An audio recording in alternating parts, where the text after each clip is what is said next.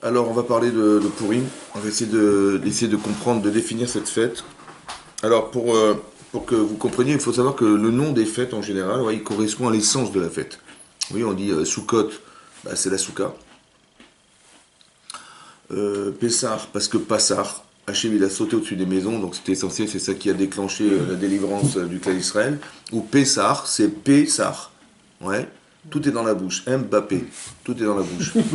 Donc, et c'est ça. Donc Pessar, c'est la bouche qui raconte. Ouais, Pessar, la bouche qui raconte. Donc on sait qu'il y a une mitzvah de raconter la sortie d'Égypte. Shavuot, ben, c'est les 7 semaines qui nous séparent de Pessar à Shavuot. D'accord? Ce sont des Shavuot. Donc il y a un travail spécifique à faire pendant cette période. Et donc on voit que l'essentiel de la fête est représenté par le nom. Mais Purim, Al-Shem Pour. On a appelé cette fête Purim au nom du tirage au sort qu'a fait Aman. À un moment donné, il a décrété Shalom qu'on allait tous être exterminés. Ouais. Et donc qu'est-ce qu'il a dit? Tirer au sort deux numéros, le 12 et le 13. Et c'est le 12, bah, c'est les mois, dans 12 mois. Donc on était en Nissan, on était dans la période de Pessah. Et dans 12 mois, il a dit que dans 12 mois, le 13 de ce mois, alors, Shalom, il devrait exterminer les Israël. Et donc c'est pour ça qu'on appelle cette fête Purim au nom du tirage au sort de Haman.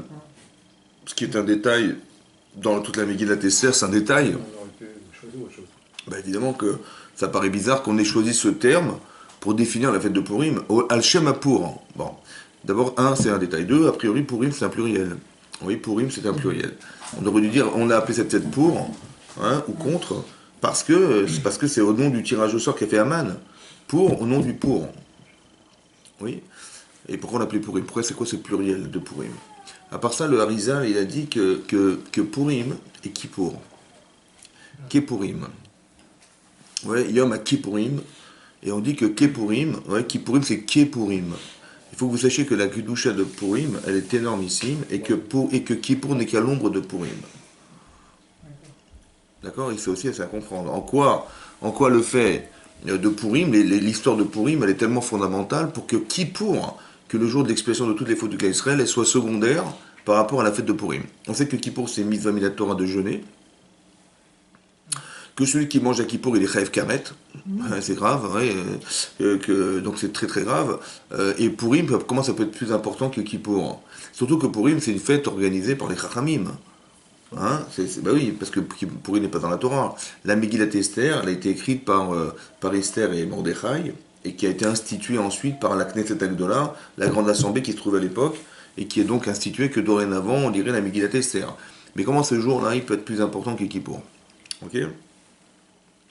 À part ça, dans le calendrier hébraïque, oui, on sait que nous, l'année, elle démarre à Rosh Hashanah, c'est vrai, mais l'histoire, elle a démarré à Pessah. Ça veut dire que l'histoire du clan Israël a démarré à Pessah. À Pessah, on était des Hébreux esclaves en Égypte pendant des centaines d'années, et on a été libérés de l'Égypte, on a reçu la Torah, et c'est là qu'on est devenu peuple juif, etc. On a fait le Vaudor, ensuite il y a eu Tisha B'Av, la faute du Vaudor, il y a eu après la faute des Meraglim, des explorateurs, ensuite il y a eu Rosh Hashanah, Kippour, Sukkot, Hanouka et Purim.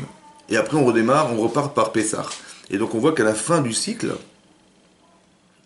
on a démarré par Pessah, mais on a terminé par Purim. La fin du cycle, c'est Purim. Il y a quelque chose de spécial dans Purim. Ça va? Que cette fête-là, elle clôture en fait l'année, entre guillemets, et on va redémarrer à zéro en repartant esclave à Pessah. Mais on sait pertinemment que quand il y a une Shana Me'uberetz, une année bissextile, on va rajouter un mois d'Adar. Pourquoi le mois d'Adar? On rajoute un mois d'Adar. À la fin de l'année, on rajoute un mois. Pourquoi on rajoute un mois? Parce qu'on sait que nous suivons le cycle lunaire. Et les saisons, elles sont en fonction du cycle solaire. Il y a combien de jours entre le lunaire et le solaire? Bah, l'année solaire, elle dure 365 jours, et l'année lunaire, elle dure 355 jours. Oui, rappelez-vous toujours. Oui, bah oui, parce que la Terre, la Lune tourne autour du Soleil, mais le cycle de la Lune autour du Soleil est plus rapide que le cycle de la Terre autour du Soleil. Il y a 10 jours, à peu près 10-11 jours de différence. 10 heures, 10 jours et quelques heures. Rappelez-vous, Shana, comment on écrit Shana? Shin, Nun, He. C'est ça? Shin, c'est combien Shin? Le chiffre Shin. 300. 300. Le Nun. Bonne question. Le Nun. Pas les nouilles, hein. Le Nun. 70, non? Bah, c'est 50. 50. Ouais. Et le He? 5. 5. 300. 50 ans. 355. D'accord, le Shana, c'est 355 jours. L'année Shana en hébreu, c'est 365 jours. Vous vous rappellerez que c'est ça. D'accord, vous vous rappelez de 365. Donc il y a combien de jours? Il y a 10-11 jours de différence. Et comme on doit suivre, en fait, donc tous les 3 ans, il va y avoir un mois de décalage entre le lunaire et le solaire. Or, nous, on doit suivre les fêtes en fonction du lunaire. Parce que la Pessah doit tomber au printemps, Sukkot, c'est les vendanges, etc. Donc, comment dire, Shavuot, c'est les récoltes, c'est les cueillettes, d'accord. Donc, tout doit correspondre, ce sont des chagim qui doivent correspondre aux saisons. Mais si on décale d'un mois tous les 3 ans, vous imaginez, dans 10 ans, Pessah va tomber à Hanouka. Donc, on est obligé de recadrer ça, et donc c'est pour ça qu'on rajoute. Et quand on rajoute un mois, on rajoute toujours le mois qui va faire que Purim va tomber le 2e mois du mois de Hadar. On ne dit pas le 1er mois de Hadar, lorsqu'il y aura 2 mois de Hadar, on fera Purim le 1er mois, on fera un décalage d'un mois et on fera Pessah. Non, parce qu'on doit être masmir, on doit juxtaposer la Géoula de Purim à celle de Pessah. Il y a un lien étroit entre les deux. Ça va? C'est pour ça qu'on les met ensemble. Il faut savoir qu'il y a marqué dans le Yakut Shimoni, c'est un midrash, le Yakut Shimoni. Il dit là-bas qu'à la fin des temps, lorsque Mashiach viendra, les fêtes disparaîtront. Tout disparaîtra, les fêtes disparaîtront. Sauf Purim, bizarrement Purim. Et Rabbi Hazar, il dit là-bas qu'il y en a qui disent que Rabbi Hazar, il pensait que Kippour aussi devrait rester à la fin des temps. Mais les fêtes disparaîtront, pourquoi? Parce que les fêtes, elles seront secondaires par rapport au miracle qu'on va vivre à la fin des temps. Ça va effacer la mer rouge. Exactement, c'est incroyable, parce que tout ce qu'on a vu, sur quoi la Emouna repose, sur notre histoire, hein, ça veut dire tout ce qui s'est passé en Mitzrayim, voilà, et tout ça, ça va disparaître, ça veut dire qu'on n'aura plus besoin d'en parler, parce que ça sera tellement secondaire au niveau des miracles qu'on va vivre à la fin des temps, n'est-ce pas, que on n'aura pas besoin d'en parler, ça sera fini, on parlera de ce qu'on va vivre et pas de ce qu'on a vécu. Donc c'est aussi comprendre qu'il y a quelque chose dans Pessah. Juste prendre la fin, Oui. essayer de... Il y a juste quelque chose dans Pessah. Ouais. Hein? Il a chauffé. Il y a juste quelque chose dans Pessah qu'il n'y a pas dans Purim.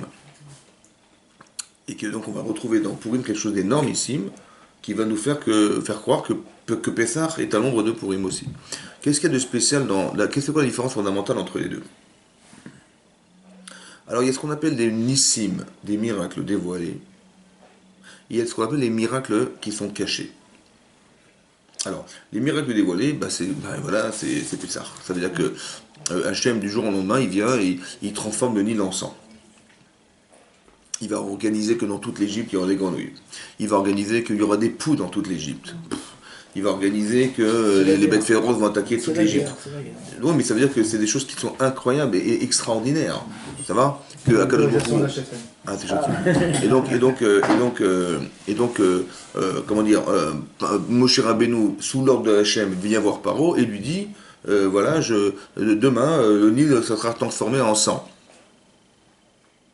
Ça veut dire que le plus grand fleuve du monde, je ne sais pas si vous avez la Seine, mais c'est rien la Seine, le Nil. Hein, transformé en sang, c'est-à-dire tous les poissons mouraient, toutes les agricultures autour elles pourrissaient, parce que le Nil, il pleut pas en Égypte, donc le Nil est en crue en permanence, et c'est le Nil qui va alimenter en légumes et en céréales l'Égypte. Et là, on voit que c'est vraiment du sang.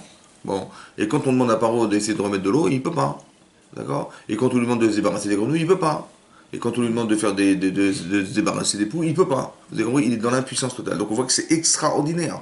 Avec toute l'énergie et toute la puissance maléfique qu'avaient les Égyptiens à l'époque, parce que la sorcellerie, c'était monnaie courante en Égypte, hein, c'était le pays de la sorcellerie. Oui.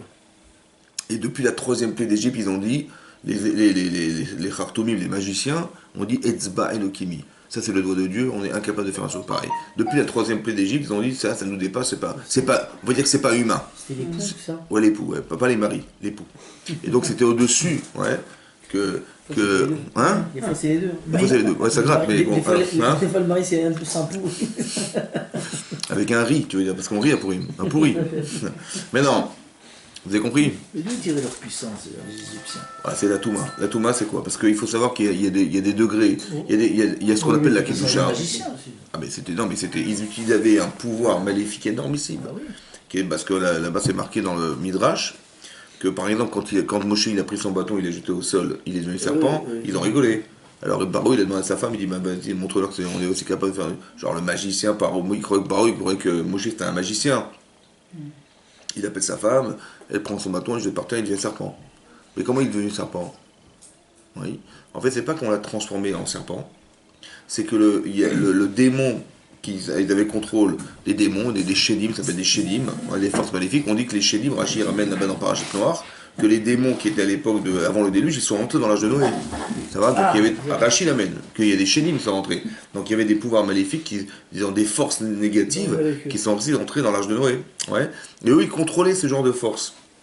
Et donc, qu'est-ce qu'il faisait? Il faisait appel à ces forces qu'on ne maîtrise plus aujourd'hui, du mal, et il disait à ce shed, là, ce démon, ce bâton, tu le prends, tu vas dans la forêt, tu me ramènes un serpent. Et à l'œil nu, on a l'impression que c'est le bâton qui devient serpent, alors qu'en fait, il a été remplacé par le serpent.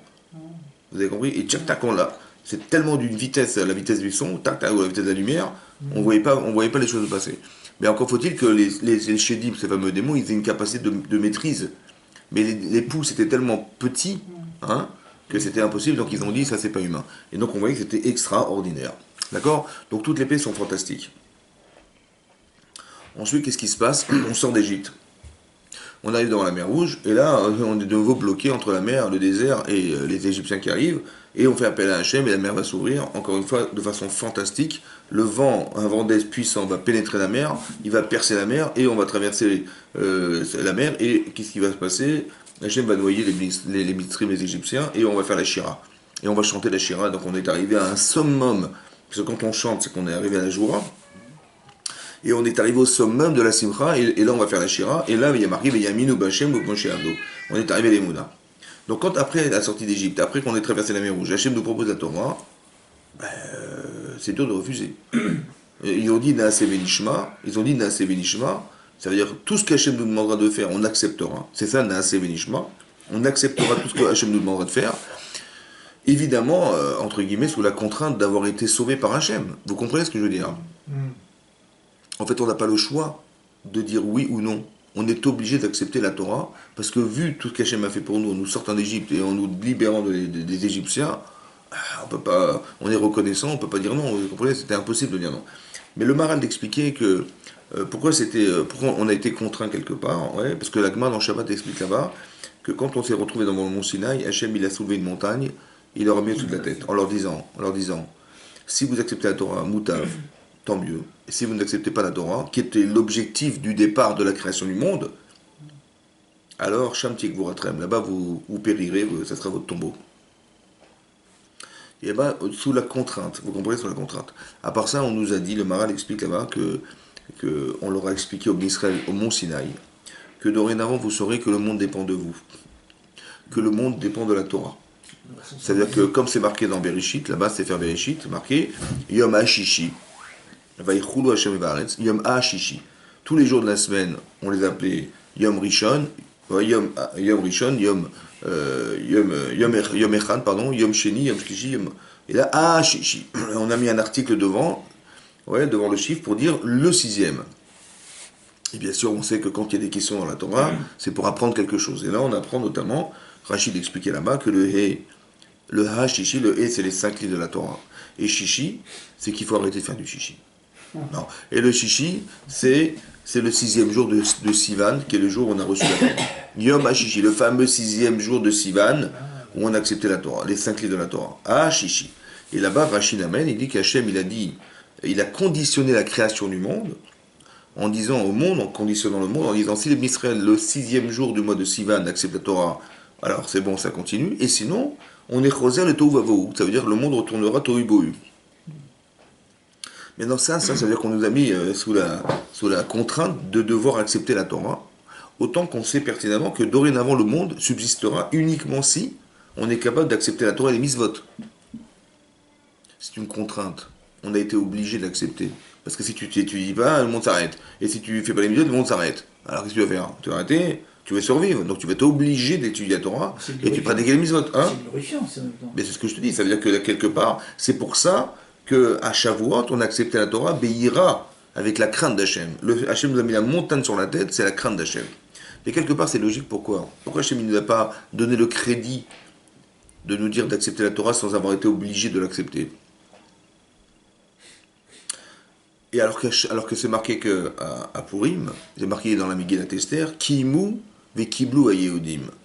Kimu, ils ont réalisé, vekiblu, ils ont accepté les Juifs. Mais c'est bizarre, d'abord on accepte, et après on applique. Il fallait dire Kiblu vekimu. Ils ont accepté de faire, et ils ont réalisé ce qu'ils avaient pensé faire. Non, c'est marqué l'inverse dans le texte. C'est marqué Kimu vekiblu. Ils ont réalisé ce qu'ils ont accepté. C'est bizarre, c'est bizarre. Alors la Gemara expliquait là-bas dans Megillah, elle dit non, Kimu, ils ont réalisé à Purim, Be'ahava, avec l'amour d'Hachem. Maché Kiblu, ce qu'ils avaient accepté, Be'ira à Shavuot. C'est-à-dire qu'on a accepté à Purim, on est arrivé à l'amour d'Hachem. Ce qui est le summum, en fait, de la relation avec Hachem. Ce qu'on avait... Pourtant, il y avait une crainte aussi d'être détruit. Alors après, je vais expliquer. Mais il y a marqué qu'ils ont réalisé Be'ahava, ce qu'ils avaient accepté Be'ira, avec la crainte d'Hachem à Shavuot. Ça va? Il y avait de la crainte par-ci, mais... Alors, la crainte. Alors, ce qui est bizarre, c'est que les Bnei Israël, ils ont pas été crédibles aux yeux d'Hachem à Shavuot. C'est bizarre, quand même. Alors qu'ils ont dit dans la Sévénishma, les yeux fermés, tout ce que tu demanderas, on le fera. Qu'est-ce que tu veux de plus? Alors qu'à Purim, c'est l'inverse. Ils se sont assimilés, ils ont commencé à participer au festin d'Achashverosh, ils ont été condamnés à être exterminés à cause de cette relation qu'ils avaient avec le peuple de Perse, hein, qui les assimilait. Et c'est bizarre quand même, ouais, parce que là-bas, la Gemara dans Megillah Daf Yud Bet, elle dit là-bas que les élèves de Rabbi Shimon Bar Yochai, ils sont venus voir Rabbi Shimon Bar Yochai. Ils lui ont demandé, dites-moi Rav, pourquoi il y a eu un décret, ouais, qu'on devait être exterminé à Purim. Alors il a dit, et vous, qu'est-ce que vous en pensez? Et alors ils ont répondu, parce qu'on a participé au festin d'Achashverosh. Il a dit, c'est juste. Ils ont dit, oui, mais ça répond à la question de pourquoi Shushan, la capitale où avait organisé Achashverosh le festin, on n'aurait pas dû s'assimiler, et donc rentrer dans ce festin. Donc je comprends que les gens de Shushan auraient dû être exterminés, peut-être, ok. Mais pourquoi tout le monde, des juifs du monde entier, Méodou vers Couche, Méodou, depuis l'Inde jusqu'à Couche, jusqu'à l'Afrique. Tu te rends compte le territoire que ça représente? Méodou vers Couche. Voilà, c'était le territoire des 127 provinces. C'était énorme. Et pourquoi tous ces juifs là qui n'avaient pas participé au festin devaient mourir? Alors il a répondu, il a dit... Hein? Tout le monde est responsable de l'autre. Non, alors il a répondu, non. Parce qu'il a dit, parce que les Bnei Israël, ils se sont prosternés devant le buste de Nebuchadnezzar, qui était le roi de Perse. À l'époque, c'était un grand empereur et tout, un grand empereur, et donc il était mondialement connu. Et eux, ils se sont prosternés devant le buste, ils ont fait de lui une idole. Oui. Par amour, pas les autres juifs. Non, je te parle des juifs à l'époque, oui, ils se sont prosternés parce qu'il devant, pas devant Auchan, mais devant l'idole. Mais pas tous les juifs. Non, parce que... Pas ceux du monde entier. En tout cas, si c'est des tous ceux qui étaient dentistes, ils n'ont pas eu de problème, parce qu'il y a le monde entier. Il n'y a pas de problème. Non, il faut croire qu'Achashverosh avait une dent contre eux, malheureusement. Et donc ils ont peut-être voulu lui mettre une couronne, ou un bridge, je ne sais pas. En tout cas, ça n'a pas plu. Et donc c'est pour ça qu'il y a eu ça. Donc Rabbi Shimon il a dit pourquoi tous ces juifs-là, parce qu'ils sont prosternés devant la statue d'Ara. Et pourquoi les mijetés? Voilà. Maintenant, depuis quand, hein? Parce qu'il faut savoir que c'est marqué au début de Megillat Esther, Bishnat Shalosh Lemolcho, à la 3e année du règne de Achashverosh, il a fait un grand mijeté. D'accord? Un grand festin. Kadat. Kadat, ça veut dire quoi? Kadat. Kadat, comme la loi. Kadat. La date, c'est la loi. On dit que quelqu'un est dati, c'est qu'il est religieux, ça va? La date, c'est la loi. Ouais. La figue, c'est autre chose. Mais la date, c'est la loi. Maintenant, Kadat et Nones. On n'était pas contraint, mais c'était comme Kadat, selon la religion. Ça veut dire quoi? Toutes les religions étaient représentées, et notamment la religion juive. Ça veut dire tout était cachère, le festin était cachère. Dans le festin d'Achashverosh, il était cachère, Kadat, selon la joie juive. Donc ça veut dire qu'il y avait des tampons de Mordechai, qui était le Av Beddin à l'époque, le Av Beddin, le chef des tribunaux. Il y en avait un. Comment? Il y en avait un déjà à l'époque. Il était Av Beddin. Il y avait bien sûr. Les tampons. Oui, je dis tampon, ça veut dire qu'il y avait. C'était sous la vérification de Mordechai, qui était le chef des tribunaux juifs de l'époque. Donc c'était cachère. Bon, maintenant le roi nous invite. Le roi nous invite à venir à son festin qu'il organise. Il faut savoir que ce festin, il a duré combien de jours? C'est un an. Hein? Un an, je crois. Alors ça, c'est dans les contes et légendes de Achashverosh, mais en vérité, il a duré combien de temps? En vérité, c'est marqué Shisha Chodashim, 6 mois, ou 6 mois, 6 mois. Ça veut dire 180 jours. 180 jours, le festin, il a duré. Pour qui il a duré 180 jours? Donc il a duré 180 jours pour les gens qui étaient dans le dans le royaume, les ministres et tous ces gens-là, 180 jours. Et pour le peuple qui vivait à Shushan, il a duré 7 jours. D'accord? Donc il a invité tout le peuple de Shushan, tous les habitants de la ville, de la capitale de Shushan, qui était la capitale de Perse, à venir participer au festin qu'il avait organisé pour eux. Le roi nous invite et il fait kasher. On y va ou pas? Oui. Hein? Évidemment, évidemment. Bien sûr. Mais Mordechai, il a dit non, il ne faut pas y aller. Pourquoi? Parce que c'est comme ça, il ne faut pas aller. Il y avait les ustensiles Bon. de Betamigdash. Comment? Ah oui, il y avait les sensibles d'Amigdash, mais à part ça, il fallait pas y aller. Pourquoi il fallait pas y aller? Et vous savez quoi, on a été, on n'a pas écouté à Mordechai, on n'a pas écouté les Chachamim, on a été. Et là, on a été condamné à être exterminé. Il n'y a pas de mérite. Vous avez compris ou pas? C'est bizarre, non? Pourquoi? Ouais, c'est bizarre. Ah non, pourquoi? Est-ce qu'il aurait pas pu décréter également l'extermination si on n'y était pas parti? Non. Le fait de dire Voilà, non. ah, ils me respectent pas, je les invite et ils me respectent. On C'est parle, ce qui- on parle d'une c'est époque royale. exactement ce que tu dis, c'est C'est exactement ce qu'ils ont pensé, ce que tu penses. Il y a diplomatie. Yoni. Ils ont dit, mais si on n'y va pas, on va organiser le courroux du roi, il va nous massacrer. C'est et Bordré, il a rien compris, c'est un religieux, il comprend rien, c'est un petit rabbin. Ça va? Bah oui, évidemment. Donc ils ont dit, non, bah, il y a n'importe quoi, on va y aller. Où est-ce qu'il est faux le raisonnement? Ils ont dit, comme tu as dit, si on n'y va pas, il va se mettre en colère, il va nous massacrer, il faut qu'on y aille, on va sauver nos vies, évidemment. C'était dur de choisir. Mordechai n'y allait pas. Vous savez quoi, n'allait pas? de bon cœur. N'allait pas. N'y allait pas du tout. D'accord. Ça veut dire que ce que tu crois que tu vas mourir si tu vas pas, pour lui, c'était faux. Et pourquoi il fallait pas y aller? C'est le problème. Vous avez compris? Alors on continue. Non, je rigole. En fait, il fallait pas y aller. Pourquoi? Parce que, quelque part, hein, ce que tu vas manger là-bas, c'est cachère. Il y a le tampon du bedding, il y a le tampon de ce que tu veux. Mais le lieu, Mais c'est l'esprit qui est faux. Qui règne là-bas. Ça veut dire que quoi? Tu vas boire du vin qui a ton âge. Tu vas t'asseoir sur des... Tu vas t'allonger, parce qu'à l'époque, il s'allongeait à table. Hein?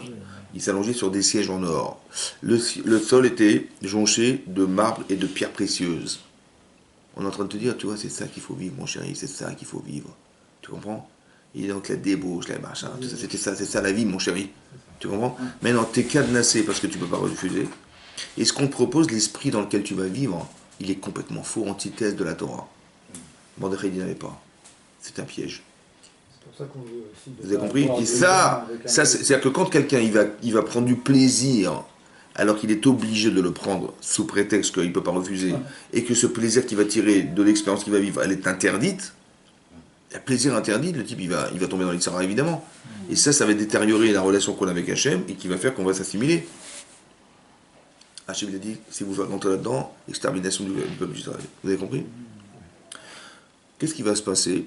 Dans ce festin même, Achashverosh, il va inviter son épouse à venir se présenter nue devant tout le monde parce qu'il voulait montrer comme elle était belle. Elle voulait bien sûr venir montrer que... Bon. Et là-bas, c'est marqué que c'était un Shabbat. C'était un Shabbat en plus. Et en moins, c'est qu'elle n'avait pas de vêtements. En moins. Mais, et donc, elle devait se présenter nue devant tout le monde. Et elle a refusé. Elle a refusé pourquoi? Dit la Gemara, parce que soit elle a eu des taches partout sur son corps, donc ou alors il y a carrément une queue qui est poussée dans son dos et qu'elle ne voulait pas se montrer. Incroyable. Et à la suite de ça, il y a eu donc un refus de sa part. Et donc, qu'est-ce qui s'est passé? De refus de la part de Vashti. Vashti, elle avait des cornes.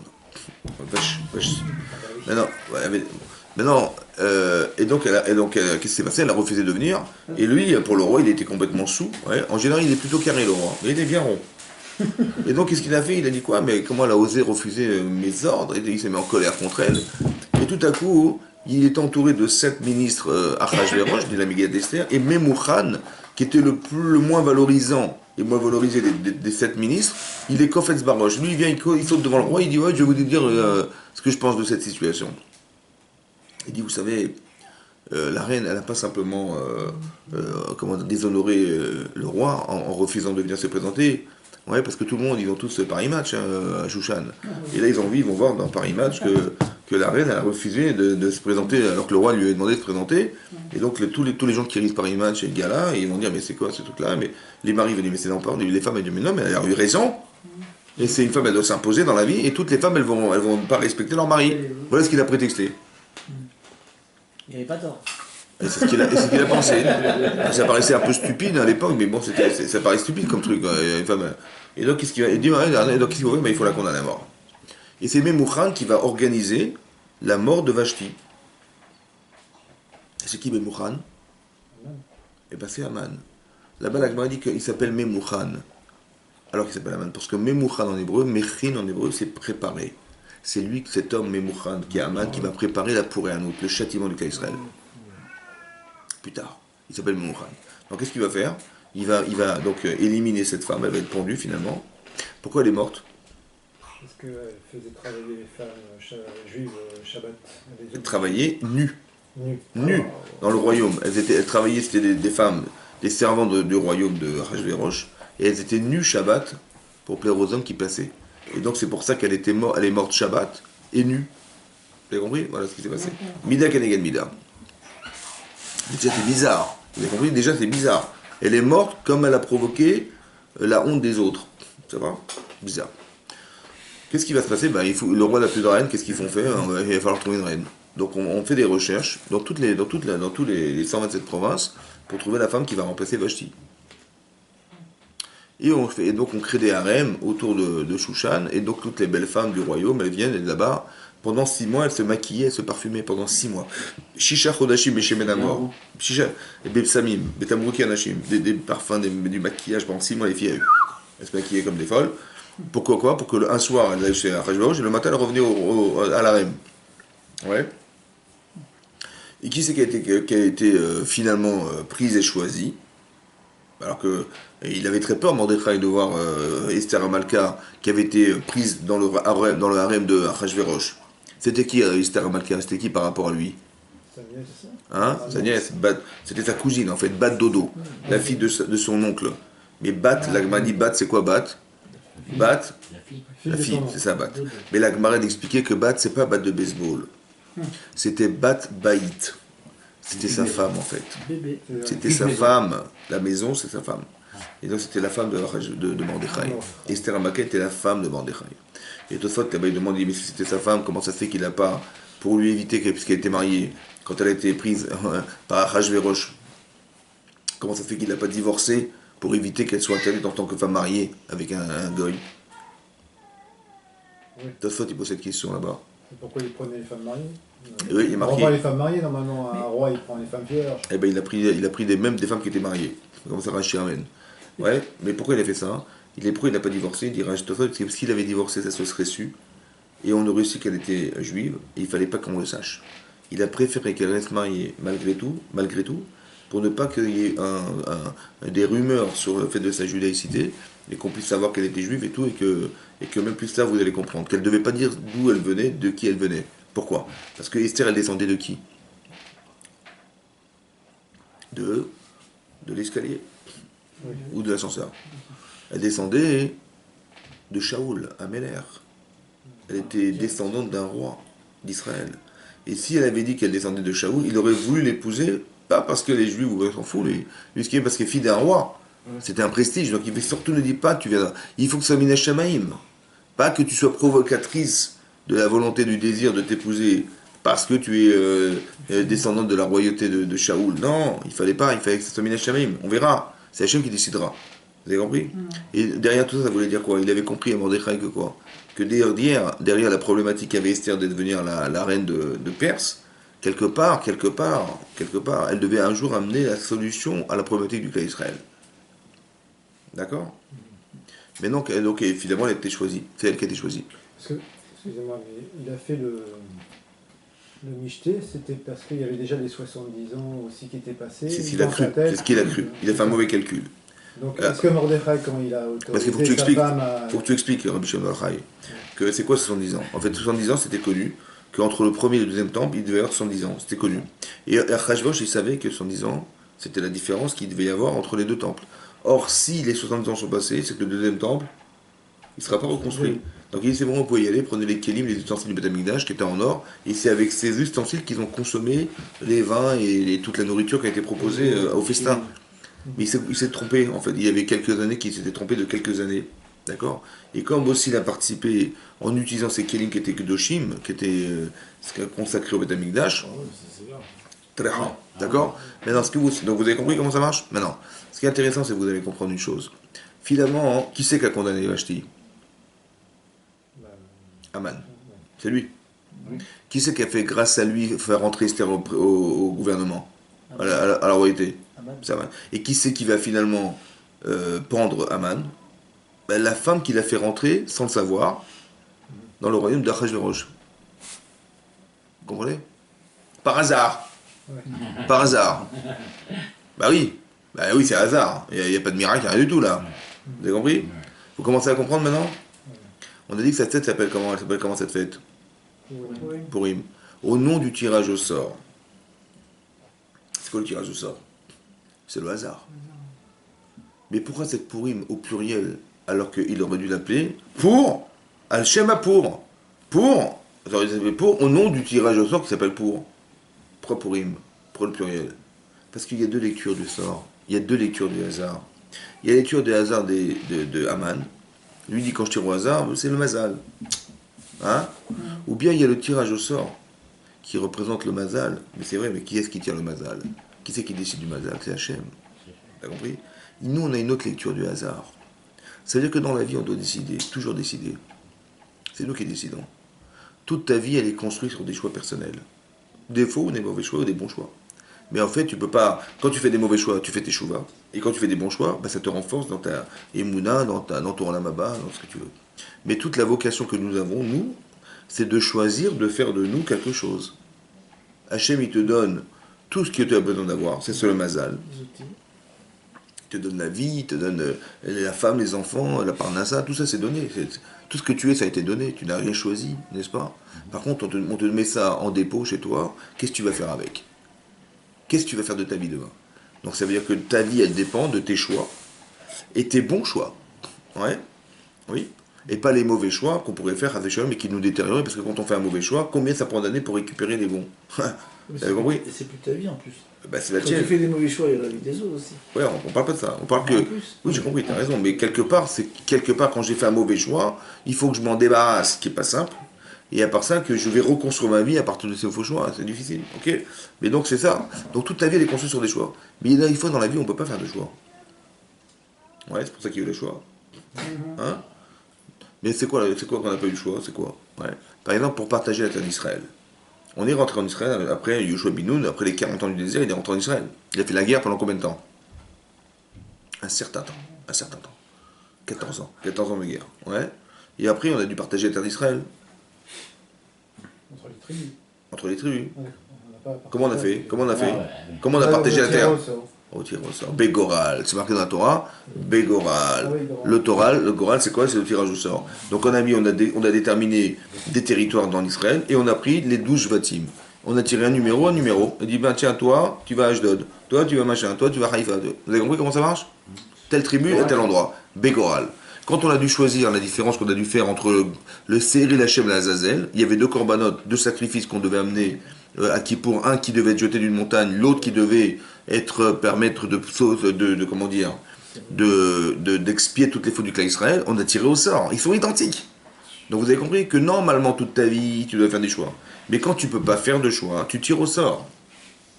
Et le résultat du sort, c'est qui? C'est la volonté d'Hachem. On a dit, c'est ça qu'Hachem il veut. Il veut que tu prennes ça et tu prennes ça, clac, ensemble. C'est ça. Le résultat du sort, c'est Hachem. Purim, au nom du sort, au nom du hasard. Lequel? Mais la tienne, la lecture, pas celle d'Aman. Purim, au pluriel, il n'y a pas un tirage au sort. La lecture, elle n'est pas comme la sienne, elle est comme la nôtre. Que quand tu tires au sort, le résultat du sort, c'est ça. Et c'est fondamental. Pourquoi c'était fondamental? Cette fête s'appelle Purim, au nom du tirage au sort de Haman. En fait, on va comprendre qu'on va extrapoler ça, on va y comprendre.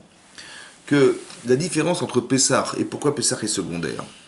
À la fin des temps, Pessah sera secondaire. Et pourquoi Purim est fondamental?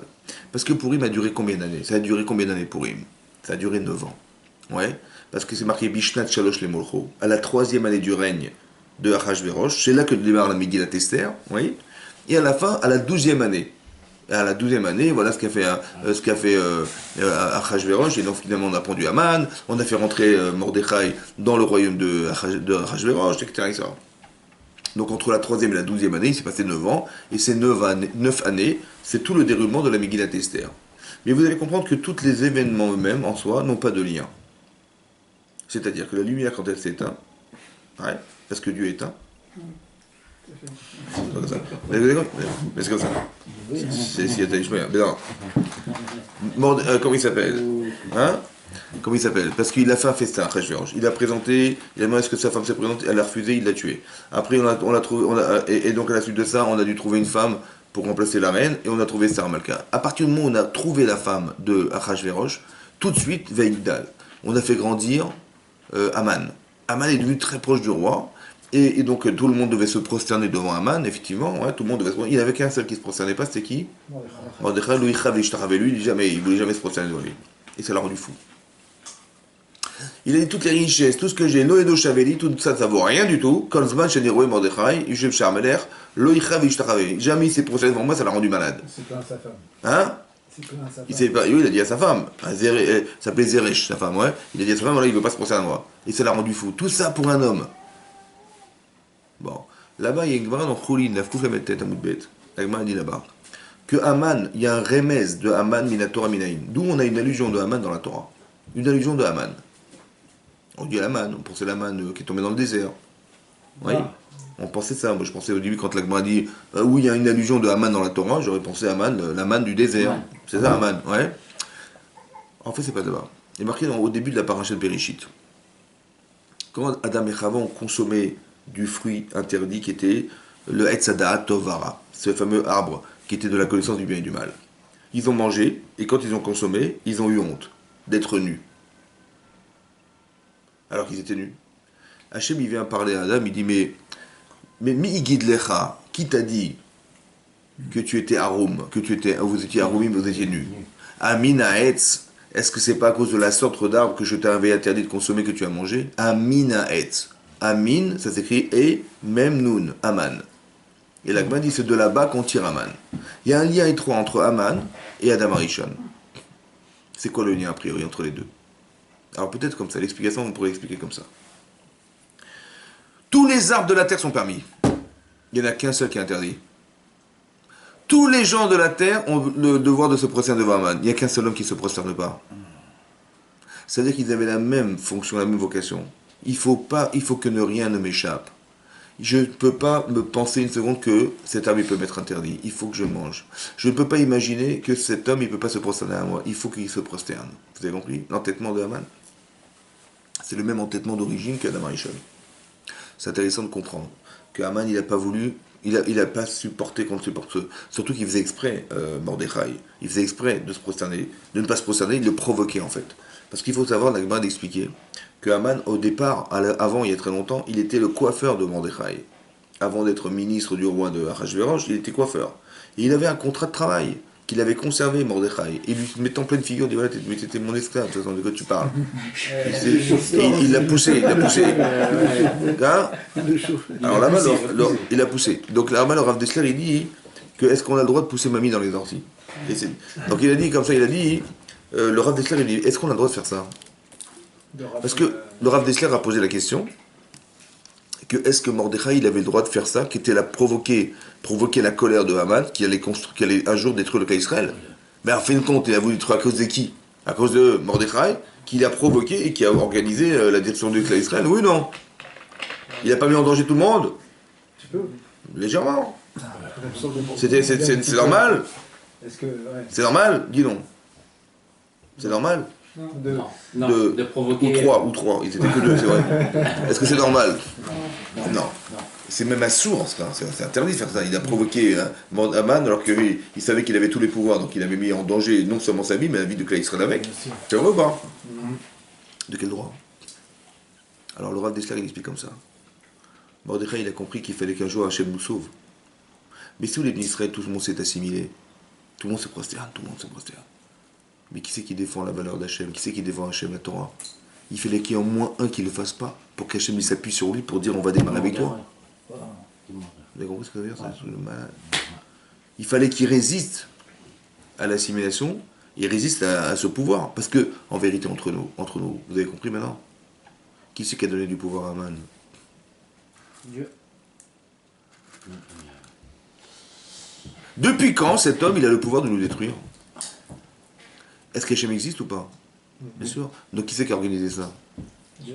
Qui c'est qui a donné le pouvoir à Haman? Mais pourquoi? Parce que, écoutez-moi bien, quand on s'assimile, c'est qu'on se sent faible. Alors qu'on est la puissance. Qu'est-ce que fait Hachem? Il dit, tu n'en veux pas, je la donne à Aman. Et c'est Aman qui va te détruire. Et quand tu vas voir qu'il va te détruire, tu vas faire tes chouvas. Et donc tu vas retrouver ta force. C'est-à-dire que qui est-ce qui a donné la force à Aman? C'est nous qui lui avons donné la force. En s'assimilant, on lui a donné la force qu'on a refusée soi-même, la nôtre. Vous comprenez ou pas? Mais ça, c'est quoi? C'est marqué. Donc c'est ça qu'il faut comprendre dans la Megillat Esther. De la même manière que Haman, quand de la même manière qu'écoutez-moi bien, avant qu'Haman grandisse dans le royaume, il était un des ministres de Ahasverosh. À partir du moment où on a mis Esther Hamalka au royaume, tout de suite, on l'a fait monter au pouvoir. Comme ça, c'est marqué dans la Megillat Esther. Mais pourquoi c'est après l'avoir mise au pouvoir, elle, qu'on a mis au pouvoir lui? Pourquoi on n'a pas dit non, il est monté au pouvoir, puis après, il était déjà Premier ministre et on a nommé Esther Hamalka. C'est comme ça. Hachem, il a tellement pitié de nous, Hachem. Attendez, quand on s'assimile, c'est qu'on trahit à Akadosh Baruch Hu, on est bien d'accord. Ouais. Donc moi, si j'étais Hachem, je leur dis, écoutez, ils m'ont trahi, on a resté sauvé. Est-ce que vous avez essayé de les sauver, ces gens-là? Vous avez compris ce qu'il fait? Tellement il nous aime, Akadosh Baruch Hu, comme il nous aime. Il a mis Esther Hamalka avant. Et après, il a fait monter Haman contre nous. Si les Israël font teshuva, alors elle sera là la reine pour ça. Et s'ils font pas teshuva, alors elle était là pour rien. Mais Hachem, il est toujours Magdim Brefou Alamaka. Ça veut dire qu'il met toujours le remède avant le problème. Vous avez compris? Quand vous voyez ça, vous comprenez maintenant, dorénavant, que derrière ce que tu ne vois pas, parce que c'est un fait divers quotidien, c'est marqué dans les journaux, mais tu comprends que derrière, il faut décrypter la réalité, comprendre qu'Hachem, il était derrière. Toute la Megillat Esther, elle est construite de cette manière. C'est-à-dire que les phénomènes que tu vas vivre, tous les événements, toutes les séquences et les événements que tu vas vivre n'ont aucun lien les uns avec les autres. On ne comprend rien de ce qui se passe. L'autre il tue sa femme, il faut Esther Hamalka, on ne comprend rien. Après, l'autre Haman il veut nous exterminer, on ne comprend rien. On ne comprend rien, vous comprenez? Le seul qui est derrière et qui comprend derrière, c'est celui qui est dans la Torah. C'est qui est dans la Torah? C'est Mordechai, vous avez compris? Les gens qui sont extérieurs de la Torah, ils ne comprennent pas ce qui se passe. Ils n'ont pas les lunettes pour voir. Mais celui qui est dans la Torah, il comprend derrière ce qui se passe. Quand on étudie la Torah, il y a des choses qu'on comprend à travers les parachiotes. Moi, quand je vous fais des cours, c'est pour vous expliquer des mécanismes. Comment Hachem fonctionne avec nous. Qu'est-ce qui fait qu'il y a des choses qui sont contre nous ou avec nous. Vous comprenez? C'est ça qu'on doit comprendre. Et donc, ce qui se passe ici, c'est qu'on va comprendre que dans toute la Megillat Esther qui a duré 9 ans, on a vu un phénomène qui est de nous expliquer que finalement, même le mal va être utilisé pour le bien. Je vous explique. Il y a un Midrash Rabbah très étonnant, au début de la paracha de Bereshit. Il y a marqué là-bas que quand Hachem, il a créé le monde, il a vu Maaseh Tzadikim, il a vu les actes des Tzadikim, des justes, et il a vu les actes des Rechaim. Il ne savait pas quelle démarche choisir, laquelle est la bonne. Étonnant, hein? Et quand il a vu, parce qu'il y a marqué Chocher Beor, la lumière et l'obscurité. La lumière, dit le Midrash, c'est le Maaseh Tzadikim, et Chocher, c'était Yavan, c'était les Grecs, c'était la philosophie grecque, l'assimilation, c'était la débauche, tout ça, c'était ça. La culture du corps. Il ne savait pas quoi choisir, ça ou ça. Jusqu'à ce qu'il y ait marqué Vaïor, que soit la lumière, il a marqué, il a choisi le Maaseh des Tzadikim, les actes des Tzadikim des justes. Mais quel était le doute du départ? Pourquoi je m'y doutais au départ? L'un ou l'autre? Mais comment tu peux douter? Entre les Tzadikim et les Hachem, tu doutes, toi? Entre les justes et les impies, tu choisis, toi? T'as un dilemme? En fait, comme ça, écoutez bien. La démarche d'Hachem, elle peut se faire soit par fierté de voir que la Torah est respectée, soit qu'un jour il va devoir intervenir lorsqu'on fera des Averot. Le Kiddush Hachem, le fait de sanctifier Dieu, il va se faire soit parce que tu fais les mitzvot, soit quand le rachat il recevra le châtiment qu'il doit recevoir et qu'il montrera au monde entier que cette démarche était fausse, il va faire un Kiddush Hachem, indirectement. Hachem il ne savait pas quoi choisir. Au final il a dit non, le mieux c'est de Veillor, la lumière. Et ça veut dire que vous avez compris que derrière une démarche de rachat, Hachem il va faire la justice. Ça veut dire que quoi? Écoute-moi bien. Hachem il va utiliser les mal pour le bien. Ce rachat de Haman, il va nous exterminer. Cet homme-là, il va nous amener à la Vat Hachem. Écoutez-moi bien, écoutez-moi bien. Tu vois, un jour, Esav, il est venu retrouver Yaakov Avinu avec 400 hommes. 400 hommes. Et on a bien fouillé dans la Torah, et on a vu que c'était pas le jour anniversaire de Yaakov Avinu, alors qu'il voulait lui faire sa fête. Il n'y avait pas de gâteau, il n'y avait pas de bougie, il n'y avait rien. 400 hommes, c'était une vraie Séouda, quoi. Et bon, il y a du monde. Et donc il voulait faire sa fête. Il a eu peur, Yaakov Avinu. En fait, il n'a pas eu peur d'Esav, essentiellement. Il a eu peur de ce qui lui arrive. Comment ça se fait qu'Hachem il lui envoie Esav? Comment ça se fait qu'on en veut à sa vie? Questionnement. Vous avez compris ça? C'est comme ça qu'il faut lire. Il ne faut pas avoir peur de ce que tu vois, il faut avoir peur de ce que ça veut dire. Ça veut dire quoi? Ça veut dire qu'Hachem dit tu es mort. Ouais, bonne. Sa vie elle vaut rien.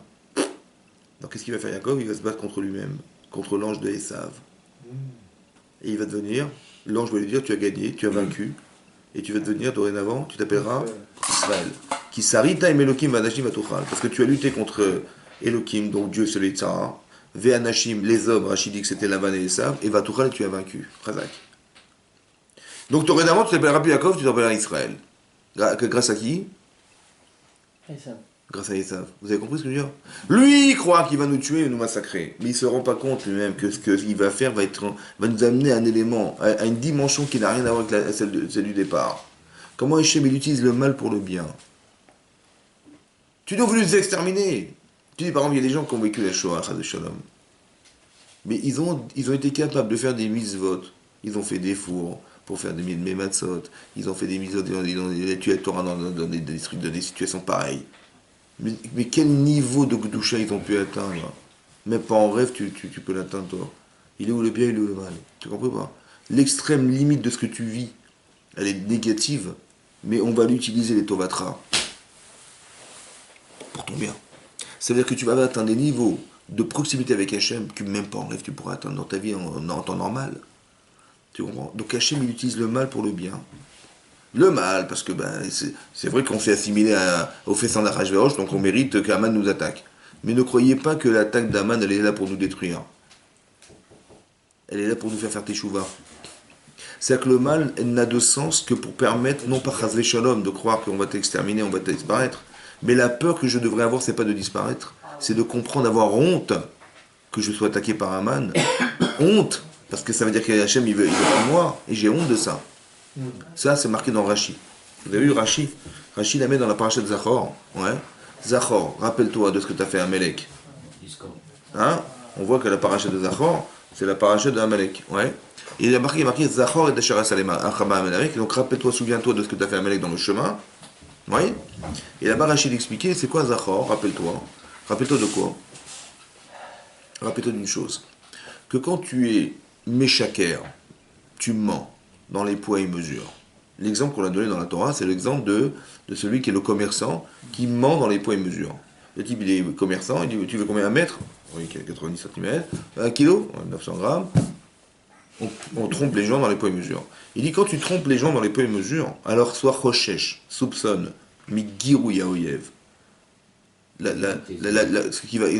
va entraîner la colère de ton ennemi. Et c'est marqué dans Mishlé, Shlomo Amelech il a écrit dans Mishlé, dans les Proverbes, il y a marqué Mosde Mirma, une des balances frauduleuses, Torah Vat Hashem, c'est une abomination pour Hashem. Il y a marqué Bakalon, Zadon, Yavokalon, Bazadon, il va venir le Mézid, c'est-à-dire l'ennemi qui veut volontairement te d'exterminer, et Yavokalon et tu auras honte. Viendra la honte. La honte. Quelle honte? La honte d'être attaqué par Amalek. La honte d'être reconnu comme étant rachat. Hachem est obligé de m'envoyer ça pour me dire que je suis un rachat. Vous avez compris? Et j'ai honte de ce que je suis. C'est pas ça que j'aurais aimé. Vous avez compris? C'est la honte. Donc on n'a pas peur, on a honte. Vous avez compris? Bien sûr qu'il y a la peur qui va avec, évidemment. La peur de mourir, évidemment. Mais quelque part, il y a deux dimensions dans cette relation. Il y a la peur de mourir, évidemment. Mais il y a la honte de savoir qu'Hachem, c'est ce qu'il a voulu me dire. J'ai honte. Vous avez compris? Et là, on fait teshuva. Et là, vena à forou. Ça veut dire que quelque part, il s'est passé quelque chose de comme ça. La différence entre Pessah et Shavuot, entre Pessah et comment dire, et Purim. Pourquoi Purim est plus fort que Pessah? Très intéressant. Vous savez que dans la vie, il y a deux styles de miracles. Il y a ce qu'on appelle les miracles, des nissim glouim, des nissim, des miracles dévoilés, comme à Pessah, c'était dévoilé. Ouais. Par exemple, pour voir la mer Rouge, il va prendre la mer, le vent d'Est puissant, il va percer la mer. comme par hasard, c'est juste à ce moment-là, c'est un S qu'a fait Hachem, spécial filtre. Ouais. Un Nescafé Hachem spécial. C'est-à-dire, il a pris le vent, il a percé la mer. C'était visible, évidemment, c'est un miraculeux, c'est évidemment miraculeux. À Purim, c'est des miracles. Mais c'était Nistar. Nistar, ça veut dire caché. Ouais, nous, on est ni Tzadik, ni Star. On est ni l'un ni l'autre. Mais Hachem, il a fait des Nissim, Nistarim. Ça veut dire que quand tu vois l'actualité, tu vois les journaux, tu vois des trucs, tu vois pas de Nes, tu vois pas de miracle. Mais c'était miraculeux, et le miracle, il est caché. Il est caché dans les événements. Il est caché dans, comment dire, tous les événements politiques, économiques de l'époque. Même actuel. Vous avez compris? Megillat Esther. C'est quoi Megillat Esther? Le rouleau de Esther. La Gemara demande en Choulin. D'où il y a une allusion de Esther dans la Torah. Il est marqué Astar, Aster, Estir et Panaï. Aster, Astir et Panaï. Caché, je cacherai ma face. Aster, Astir et pas Aster, Astir. C'est-à-dire de Esther. Ouais. Hachem, il se cache dans l'histoire. C'est ça, Esther Amalka. Hachem, c'est quoi? Historia. C'est quoi Historia? L'histoire. Historia, c'est Esther Hachem. Historia. Hachem, il se cache dans l'histoire. C'est-à-dire que tu peux voir des événements comme ça. En fait, tu crois que la raison essentielle, c'est ce que on te dit. En vérité, il se cache Hachem derrière. Ça veut dire que tu dois voir, être capable de voir, non pas ce qui se passe, mais ce que veut dire les choses. Un peu comme dans l'étude de la Torah, tu ne dois pas savoir ce qui est marqué, tu dois comprendre ce qui est écrit. Tu dois essayer de savoir ce que ça voulait dire. C'est ça la compréhension des choses. Et quand tu creuses un peu, tu te rends compte que depuis le départ, Hachem était présent. Même dans la pire des situations qui étaient vécues, il était là. Quand Esther Amalka, elle a compris que finalement, elle devait intervenir auprès du roi, alors qu'elle avait peur, parce qu'elle a dit, ça fait 1 mois que je n'ai pas vu le roi, et si je viens comme ça à l'improviste, il va me condamner à mort. Ça ne se faisait pas. Et sur ce, il a dit à Mordechai, il a été la voir, il dit écoute, il faut que tu interviennes. Elle a dit écoutez, elle dit mais ça fait 1 mois que je dis écoute, c'est simple, si tu n'y vas pas, de toute façon, la délivrance, elle viendra par quelqu'un d'autre que toi. Mais c'est toi qui dois y aller. Pourquoi elle devait y aller, elle? Pourquoi c'est elle? Là-bas, c'est marqué que Esther Amalka, elle descendait de Shaoul. Et on sait que Shaoul, il a été déchu de sa royauté. Pourquoi? Parce qu'il a dû faire la guerre contre Amalek. Et qu'est-ce qui s'est passé après qu'il ait fini la guerre contre Amalek? Le peuple a dit, mais les animaux, on va les conserver. Pourquoi on va les tuer, les animaux? On va les conserver, les animaux d'Amalek, on va les conserver, on fera des sacrifices avec, des mitzvot avec, pourquoi on va les tuer? Et lui, il a écouté le peuple. Quand Shmuel Hanavi, qui était le contemporain de Shaoul HaMelech, il est venu, Shmuel Hanavi, il est venu voir David, Shaoul HaMelech, il a dit, mais qu'est-ce qui se passe? J'entends des bruits, j'entends les bruits comme ça, c'est quoi ces bruits? C'est des animaux, ça? Il dit, mais il y a marqué que Timchet Zecher Amalek, il fallait détruire le souvenir d'Amalek. Souvenir, c'est tout ce qui rappelait Amalek. On dit, ah, c'est la vache d'Amalek, c'est le chat d'Amalek, il fallait tout détruire. Pourquoi tu laissais vivre? Il dit, mais le peuple m'a demandé de le faire, mais il fallait pas écouter le peuple. Il dit, Hachem, il veut plus que tu sois le roi d'Israël. On va nommer dorénavant David Amalek. Ça veut dire qu'il a été déchu à cause du fait qu'il n'ait pas su et pas accepté de détruire complètement le souvenir d'Amalek. Tu sais ce qu'il a dit, Mordechai à sa femme? Il dit, toi, tu descends de Shaoul. Ta mission, c'est de finaliser ce que lui n'a pas fait, ton grand-père, ton arrière-grand-père. C'était ta mission à toi. Vous avez compris? C'est pour ça que c'est toi qui dois avoir le roi, et c'est toi qui vas détruire Aman. Et donc, elle a été voir le roi. Mais elle a dit, je vais y aller, ok, mais tsumu alai. Tsumu alai, ça veut dire jeûner pour moi. Pas tsumu à l'oignon, tsumu alai. Alai. Et donc, elle a dit, jeûner pour moi. Ouais, Shlosha Yamim. Shlosha Yamim, donc 3 jours. Elle a jeûné pendant 3 jours et tout le peuple a jeûné 3 jours. Il devait arriver à la Teshuvah. Dit le Midrash Rabbah que quand elle est arrivée devant Achashverosh, au bout de 3 jours de jeûne, elle était comme une loque. Ouais, complètement écrasée par le jeûne. Et on était obligé de la supporter à bout de bras pour pouvoir la présenter devant le roi, tellement elle était fatiguée. Et il a accepté de la truc. Pourquoi en vérité elle s'est mise dans une situation pareille, assez bizarre, non? Normalement, tu viens, tu as des arguments politiques. Tu viens, tu es la reine, tu es juive, tu vas essayer de trouver un moyen de libérer ton peuple, oui, de façon intelligente. Mais c'est intelligent, ça. De devenir comme une loque comme ça après un jeûne. Vous avez compris ou pas? En fait, la solution, elle est chez le roi ou elle est chez le roi? Il est marqué dans la Megillat Esther, Meler et Ameler. Il y a marqué là-bas que quand on dit Meler, dans la Megillat Esther, c'est le roi, c'est Achashverosh. Et Ahamelech, c'est Akadosh Baruch Hu. En vérité, il fallait... En fait, quand elle s'adresse au Melech, en fait, c'est le type que tu vois en face de toi, c'est le roi. Mais en vérité, quand tu t'adresses à lui, il faut s'adresser à qui, en fait? À Ahamelech. Donc il dit, en vérité, mon problème, c'est pas lui. Lui, il va accepter. Si lui, il accepte, là-haut, il va accepter lui, c'est sûr. Hein. Donc je dois faire tchouva pour que lui, il accepte. Donc je vais demander pardon à Ahamelech, le roi, qui était à Kadosh Baruch Hu. Et si je fais tchouva, c'est pour ça qu'elle a jeûné, elle. Donc quand physiquement, elle s'est présentée devant Achashverosh, mais c'est secondaire par rapport à Kadosh Baruch Hu, vous avez compris ou pas? Mais cette lecture, d'où elle a eu cette lecture? C'est la lecture de la Torah, ça. C'est la lecture de Mordechai. Il y a la réalité et le sens de la réalité. Donc elle fait teshuva, d'abord elle dit mais ça n'a rien à voir. Et que, si Hachem m'accepte, alors il va m'accepter. C'est comme ça qu'il faut réfléchir. Vous comprenez ou pas? Un petit peu comme Yaakov Avinu, il fait teshuva, et tout à coup, comme il s'appelle, Esav il arrive, il l'embrasse. Alors qu'il y avait le coronavirus, c'était peut-être dangereux, je sais pas. Il accepte de lui prendre la main et embrasse. Pourquoi il n'a pas peur? Parce qu'il a fait teshuva, c'est bon. Et c'est marrant parce qu'il est venu pour le tuer, et il vient et l'embrasse. Alors il dit oui, parce qu'il a été soudoyé, il a envoyé des cadeaux. Faites comme ça. En vérité, ça n'a rien à voir. C'est pas ça qui l'a sauvé. C'est pas ça qui l'a sauvé. C'est essentiellement la teshuva qui l'a sauvé. Yaakov Avinu. Il est devenu Israël. L'homme qu'on aurait aimé qu'il soit. Il s'appelle Yaakov, il faut qu'il s'appelle Israël. Et s'il ne s'appelle pas Israël, il va mourir. Vous comprenez ou pas? Il faut qu'il devienne cet homme. Il faut qu'on soit surpassé par ce qui nous arrive. C'est ça qui est marqué. Et donc, qu'est-ce qui va se passer? Elle va faire teshuva et elle va se présenter devant le roi. Et elle va lui proposer de venir au festin de vin qu'elle avait organisé. Mishte Hayayin, un festin de vin. Elle a dit, mais venez avec Haman. Bon, et là-bas, je vous dirai ce que j'ai besoin d'avoir. Et donc, Haman, quand il a su qu'il était invité par la reine avec le roi à ce festin de vin, pourquoi elle a fait du vin? Le vin, elle m'a dit du bon vin, du vin très cher qu'elle a pris pour lui faire kavod.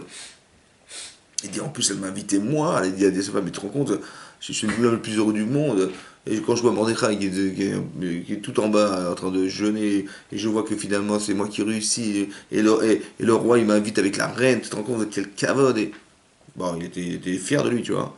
Bon, donc ils arrivent là-bas, le fameux rendez-vous qu'il y en avait deux, il a dit, voilà, et du qu'est-ce que tu veux, même la moitié du royaume. Achashverosh, il propose à Esther Amalka. Et elle dit, bah écoutez, revenez demain, je vous dirai ce que j'ai besoin, et je vous réinviterai de nouveau dans un festin de vin.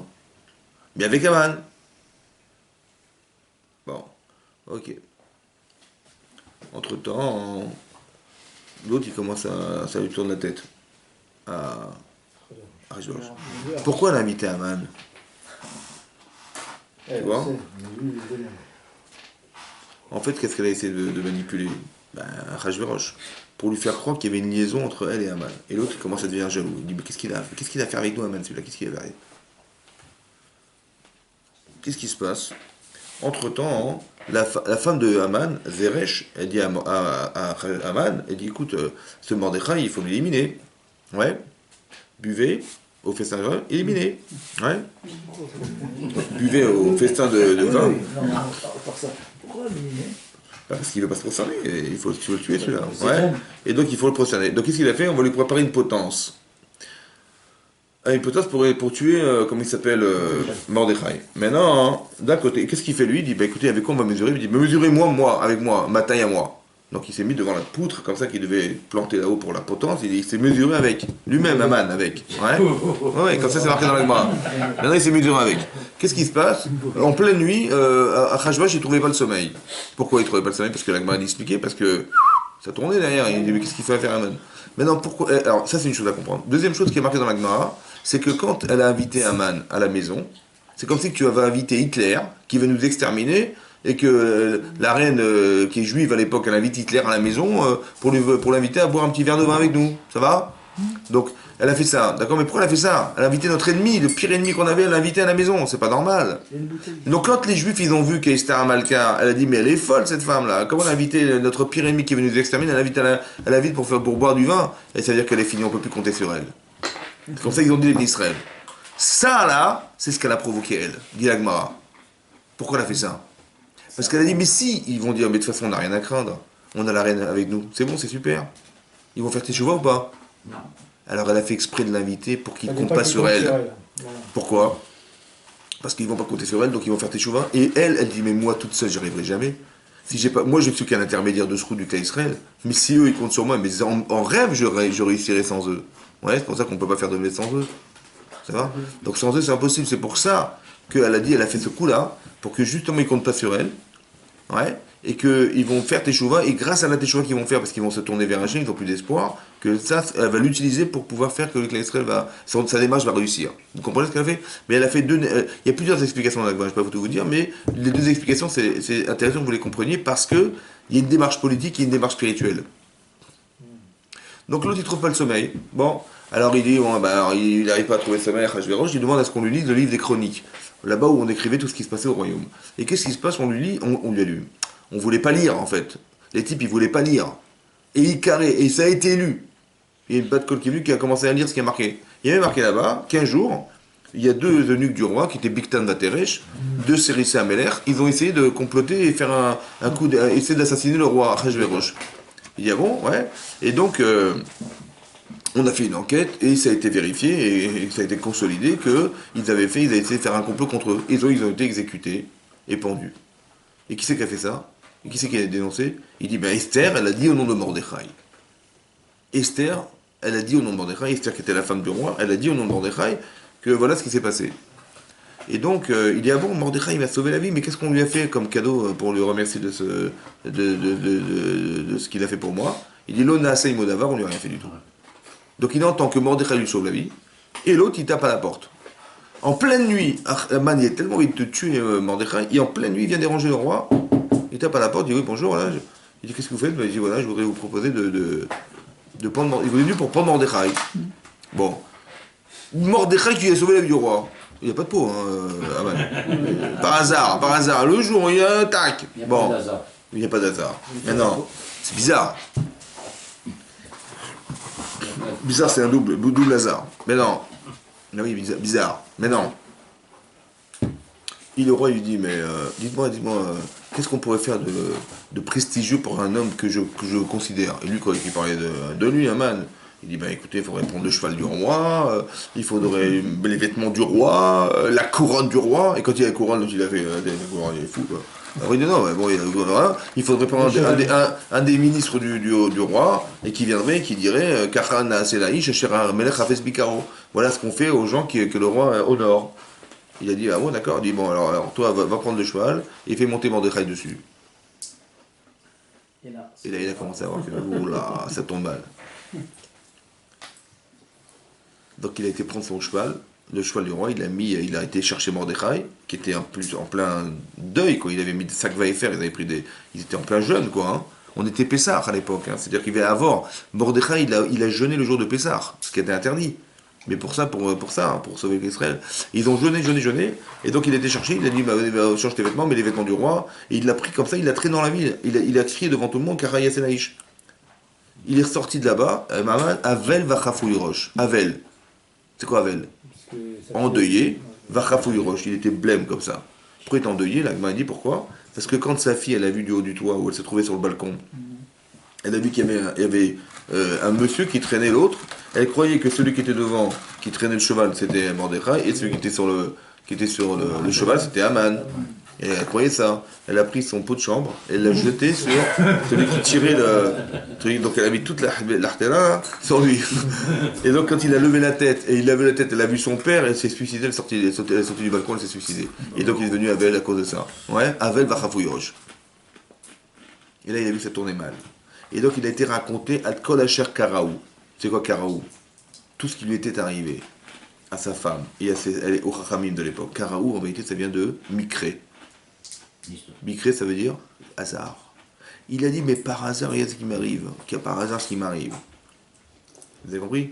Lui, il voyait jamais la main d'Hachem. Il voyait toujours le hasard. Ah, j'ai pas de peau. Ah, j'ai de la chance. Ah, j'ai pas de chance. Vous avez compris ou pas? Nous, on doit pas dire comme ça. On doit savoir que c'est Hachem. T'as eu de la chance, c'est pas ton mazal. C'est pas le jardin. C'est parce que tu as réussi. Hachem veut te... Et ça s'est arrêté, c'est qu'on veut te reprocher quelque chose. Essaie d'analyser ce qui t'arrive. Il n'y a pas de, comme ça de hasard. Et donc, c'est ce qui va arriver. En fait, ce qui va se passer, c'est qu'ils finalement, ils vont se présenter, elle va se représenter devant le fameux deuxième michté. Et donc il va venir avec Aman, Rajverosh, il va dire, bah, alors, qu'est-ce que tu veux, Atratsi Amadrot Veteas, et donc même la moitié du royaume je te donne. Elle a dit, il y a quelqu'un dans le royaume qui veut nous détruire. Il a dit, Mi-Ouzé Vezeo. Mi-Ouzé, qui est-il? Vezeo, et qui est celui-là? Asher Belaou Libola Sotken, qui a mis dans son cœur de faire ça. Et là, elle a montré Aman. L'Agmar a dit qu'elle voulait montrer à Rajverosh. Ouais. Incroyable, hein? Et que un ange, il est venu, il a poussé son bras et elle a montré Aman. Pourquoi elle voulait montrer à Rajverosh? C'est Rachverosh qui avait signé. Hein? C'est lui qui a fait signer. C'est vrai. Et pourquoi Rajverosh? Là-bas, il y a marqué dans l'Agmar, dans Megillah Zayn. Il dit là-bas, hein, à quoi ressemble Aman et à quoi ressemble Rajverosh. Il y a marqué là-bas que Rajverosh, il ressemble à quelqu'un, hein, qui a un grand tas de sable, haut tas de sable dans son jardin. Et Aman, il ressemble à quelqu'un qui a un grand trou dans son jardin. Il dit qu'il a le grand trou dans son jardin, hein. Il cherche à acheter du sable pour combler ce trou. Et le type qui a un grand trou, un talus de sable dans son jardin, il cherche à le vendre parce qu'il le dérange, le talus de sable dans son jardin. Et il trouve ni client, ni l'un ni l'autre. L'un, il cherche du sable pour combler son trou, il n'en trouve pas. Et l'autre, il traite quelqu'un qui peut lui acheter son sable, il n'en trouve pas. Et un jour, comme par hasard, il se rencontre ces deux personnes. Ouais, alors qu'il s'est passé des mois et des mois sans que l'un puisse acheter, l'autre puisse vendre. Il dit, dis-moi, vous connaissez pas quelqu'un qui vend du sable? Il dit, mais vous rigolez, j'ai un tas de sable chez moi, je sais même pas quoi faire. Il dit, mais prenez, je vous le donne. C'est ça qui est marqué quand il est venu Aman, il est venu voir Rajverosh, il dit voilà, il y a un peuple Nefouza ou Meufora Ben Naamim, il est mélangé, ils ont des religions qui n'est pas la nôtre, ouais, Shavim Nanecha, ça vaut rien de les garder. Il dit voilà, je voudrais les détruire. Il dit il n'y a pas de problème, voilà, prends ma bague, il l'a donné gratos. Partout, c'est Rabbi Zatanian. Il a tout donné gratuit, il va les prendre. C'est ça le machal et le nifshal. Le machal et le nifshal, la parabole et l'enseignement. Maintenant, demande de Rav Kurvitz. Rav Kurvitz, le Rosh Yeshiva de Gateshead, qui est en Angleterre, qui est décédé il y a longtemps. Il a demandé, il a dit, mais pourquoi on a comparé Aman à un type qui a un grand trou dans son jardin, et pourquoi on a accompagné Rajverosh qui a un talus très haut dans son jardin? Pourquoi? Qu'est-ce que les Chachamim voulaient dire? Qu'est-ce que ça voulait dire? Alors lui, il a expliqué, il a dit comme ça, il y a deux styles d'antisémites. Il y a des gens qui pensent qu'on est de la vermine, un grand trou, on est tout en bas, on voit rien. Et donc, c'est comme les Allemands, Hitler, il disait qu'on était de la vermine. D'accord? Il fallait se débarrasser du virus que les Juifs. Ouais, c'est les poules, les Juifs, c'est la saleté, il faut se débarrasser. Comme il faut se débarrasser des homosexuels, il faut se débarrasser des gitans, il faut se débarrasser des handicapés. Il faut... on est des bons à rien. Des bons à rien. Ouais, des ariens. On est bons à rien, donc il faut respecter les bons à rien, ça va, donc il faut se réveiller. Et donc, c'est vrai qu'il est un peu tard, mais il faut respecter les bons à rien, ouais, parce qu'il y a les gens mauvais, mais il y a les gens bons. Il faut respecter les cochons. Et donc c'est pour ça qu'il a dit. Maintenant, il y a des gens qui sont des antisémites, ils pensent qu'on est zéro. Il y a des gens qui pensent qu'on est tellement élevé. On est tout en haut de la pyramide, là, tout en haut du sable, du talus de sable, qu'en fait on est jaloux. Les prix Nobel, les intelligences, les banquiers, les avocats, c'est que des juifs, c'est que le fric, c'est des banquiers, c'est des feuilles. On a marre de dépendre des juifs, il y en a marre des juifs. Ils sont toujours en haut, il y en a marre. Donc on veut nous détruire parce qu'on dérange. On veut détruire parce qu'on fait de l'ombre. Seulement le type, il ne peut pas faire la guerre à Rajverosh qui pense que les juifs sont tout en haut, parce que s'il fait la guerre contre les juifs, il va montrer qu'il est faible. Et il ne peut pas. Donc qu'est-ce qu'il va faire? Il va trouver un pigeon qui s'appelle Aman, et qui lui pense qu'on est des vauriens. Il va dire, mais gratos, vas-y, prends. C'est qui le plus antisémite? C'est celui qui pense qu'on est rien ou celui qui pense qu'on est plus? Et lui, il est caché, lui. Il ne veut pas se dévoiler. C'est vrai ou pas? Le Gaon de Vilna, il dit comme ça, écoutez-moi bien. Le Gaon de Vilna, il a dit, quand il a dit mi-ouzé ve-ezeu, mi-ouzé ve-ezeu, il y a ou et zé. Dans la Torah, il est marqué, dans la parashat Mishpatim qu'on a lu, ouais, c'est marqué là-bas, que si quelqu'un il réclame de l'argent à quelqu'un d'autre en disant écoute, je t'ai prêté 1000 euros, tu me les rends, on est arrivé à échéance, il faut me les payer. Il dit pardon, combien? 1000 euros? Mais pas du tout. On a prévu, c'était 500 euros que je te devais, pas 1000 euros. Donc le type, non, il a marqué qu'il renie 500 et il avoue 500. Il dit je ne te dois que qui ou zé. Comme ça, c'est marqué dans la Torah, qui ou zé. C'est quoi ou et c'est quoi zé? Zé, c'est cela, c'est ce que je reconnais, les 500 je te les donne, mais le ou, je ne reconnais pas. Le ou, c'est ce qui est caché. C'est ce que tu me réclames et ce que je te dois pas. Alors il y a marqué dans la Torah, il doit jurer sur ce qu'il renie. Ça va? Ce qu'il doit donner, il donner 500, et le reste qu'il renie, il doit jurer qu'il ne les doit pas. D'accord? Il Shabbat, il doit jurer sur le reste. Où est c'est quoi c'est ce que je reconnais, et où c'est ce que je sais qu'il y a caché. Il dit, mais mi ou zé, où? C'est qui est dévoilé, qui est le fameux persécuteur? Et c'est qui le où? Qui c'est qui est caché derrière? Elle a dit, c'est toi qui es caché derrière. Et en fait, l'ange a dit, non, il ne faut pas lui montrer lui, il faut montrer Aman. Pourquoi? Parce que si tu montres ce qui est caché, tu le dévoiles, il va se venger, il va se terminer. Tu vois, il faut toujours qu'il reste caché celui-là. C'est-à-dire que l'antisémitisme qui sait qu'on est très haut, mais qui ne peut pas le dire parce que c'est de l'avouer, c'est d'avouer sa faiblesse, alors il faut toujours qu'il reste caché celui-là. Parce que s'il est fort et qu'il est révélé, il va vouloir se venger à mort. Ça va? C'est ça qui est marqué là-bas. Donc il y avait deux. En fait, il était plus antisémite à Rajverosh qu'Aman. Vous comprenez? C'est ça qu'il a voulu dire le Rav Gurvitz. Qu'est-ce qui va se passer finalement, hein? Tout va s'inverser et donc Aman va être pendu et après donc il va y avoir on sait que Mordechai va rentrer au royaume et que voilà tout ce qui va se passer derrière, elle va dire finalement Esther Amalka qui était cet homme pour elle et il va rentrer au royaume de Rajverosh. Et ça c'est la fin de l'histoire. Mais ce que je vous explique c'est que vous comprenez, chaque événement en soi, il n'y a pas de fil conducteur. Et on va se rendre compte en fait c'est ça qui est extraordinaire qu'à Purim, Hachem il ne s'est pas révélé à nous comme à Pessah. Parce que quand on s'impose à toi, tu es obligé de choisir. Là, il nous a laissé la liberté de choisir. Il ne s'est pas dévoilé Hachem, vous comprenez? C'est nous qui avons compris et c'est là qu'on a fait Teshuvah. Mais c'est pas qu'il y a des gens qui vont dire on va faire un coup d'État, des gens qui vont dire mais non, mais il y a la reine, ne vous inquiétez pas, il y a la reine. Ils disent non, on va faire un parti politique contre lui. Ils ont tous fait Teshuvah, unanimement. C'est ça qui est le chidouche de Purim. Ils ont compris que tout ce qui a été organisé en vérité c'était Hachem. Mais ça, tu ne peux pas le comprendre tout de suite. Tu le comprendras qu'à la fin. Vous comprenez ça? C'est pour ça que Purim va rester à la fin des temps. Vous savez pourquoi? Parce qu'à la fin des temps, on va comprendre ce qu'on n'a jamais compris. Ça veut dire comme ça. C'est marqué dans la Gemara, dans Psachim d'Afnoun. Il y a marqué là-bas, Bayom Aou. Le Navi, il a dit, Bayom Aou, ce jour-là, Yi Hashem Echad ou Shmo Echad. Un jour, ce jour-là, à la fin des temps, Hashem Israël Echad, ou Shemo Echad, et son nom sera. Demande la Gemara, je ne comprends pas, mais au cas aujourd'hui, il est pareil, sur un nom et un. Elle a dit non. Parce qu'aujourd'hui, il se passe des choses que tu ne comprends pas, qui sont une injustice insupportable. Tu te dis, mais il est où Hachem Echad? Shemo Echad? Shemo, son nom? Non, je ne vois pas qu'il est Echad. Je vois des choses qui sont horribles à entendre. Ouais, des gens qui ont des maladies. L'autre, il a pris son gosse, avec sa mari, avec sa femme. Il est jeune, il y a un accident de voiture. On ne comprend pas, il est où Hachem? Il est où Hachem? Il y a eu la Shoah, mais il est où Hachem? Vous savez, Hachem Echad, là-haut, il est super là-haut. Mais en bas, Shemo, son nom, ce que tu vois de lui, là, tu ne comprends pas. On dit un jour, on t'expliquera. On t'expliquera et tu comprendras comme tu n'avais pas compris l'histoire de la Megillat Esther. Tu as compris en fin de compte c'était lui ou pas? Tu as compris que c'était lui? C'est-à-dire que sur une époque qui a duré 9 ans, on t'a expliqué ce qui va se passer à la fin des temps, que quoi? Qu'à la fin des temps, on va t'expliquer tout ce qui s'est passé dans l'histoire. Et on te montrera comme dans la Megillat Esther. C'est le même cheminement. Qu'on va t'expliquer qu'il y avait un fil conducteur. Ça, c'est arrivé à cause de ça, et ça à cause de ça, et ça à cause de ça. Tu dis, mais c'était catastrophique. Tu dis, aujourd'hui, il y a le coronavirus là. Ouais. Tu dis, mais c'est catastrophique, il meurt, et ça. Alors, on va t'expliquer, ouais, peut-être c'est un coup monté, peut-être c'est économique, peut-être c'est pour déstabiliser la Chine, peut-être c'est. On va inventer n'importe quel. Comme à l'époque, c'était des raisons politiques, vous comprenez? Mais en vérité, derrière, c'est Hachem. Comme si Hachem, il voulait nous dire, ouais, que.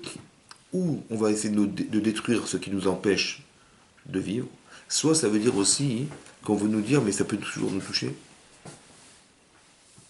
Dans la paracha de Mishpatim, c'est marqué là-bas que si tu fais les mitzvot, les choukim, les mishpatim, et tu gardes les mitzvot, et tu gardes tout ça, kol ha-machala asher samti b'Mitzrayim, toutes les maladies que j'ai placées en Égypte, lo asim alecha, je ne les passerai pas sur toi, ki ani Hashem rofecha, parce que je suis ton sauveur, je suis ton guérisseur.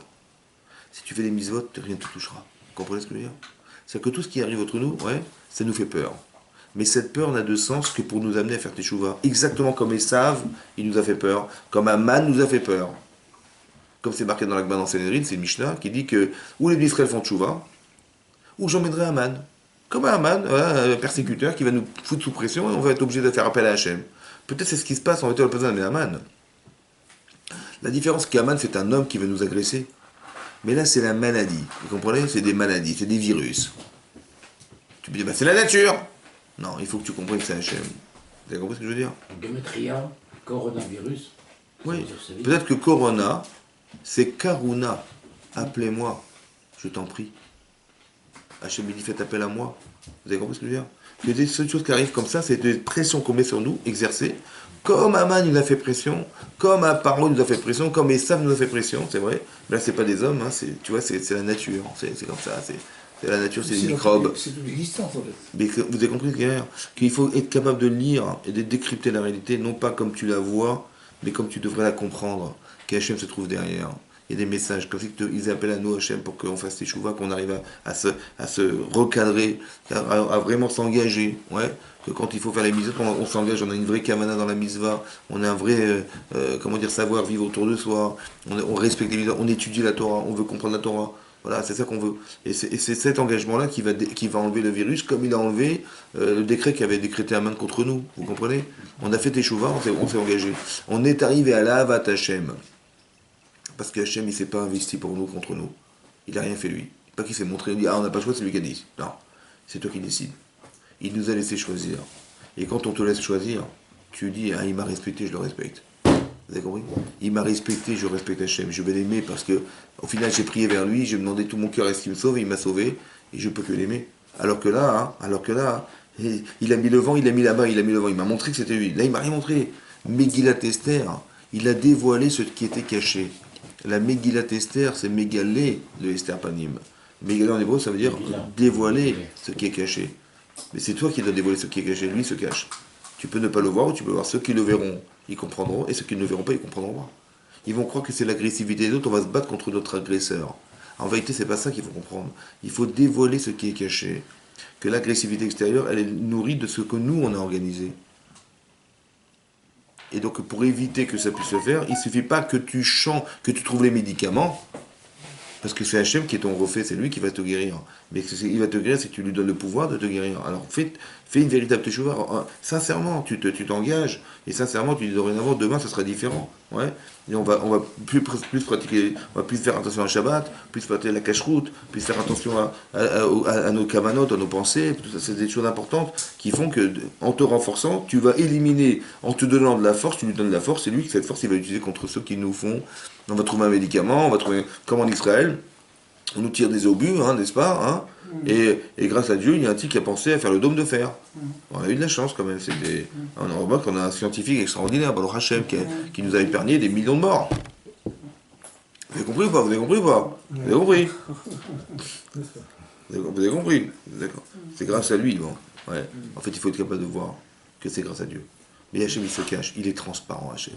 Il ne veut pas qu'on lui fasse des trucs. Il ne veut pas qu'on croie que c'est lui. Il veut que tu comprennes que c'était lui. Pas qu'il s'impose à toi. Vous avez compris? Et depuis qu'on a reçu la Torah, c'est comme ça. On va avoir l'intelligence, machin. Tu vois, dans le monde entier, c'est la crise. En Israël, c'est le boom. Je comprends rien. Je comprends rien des gens.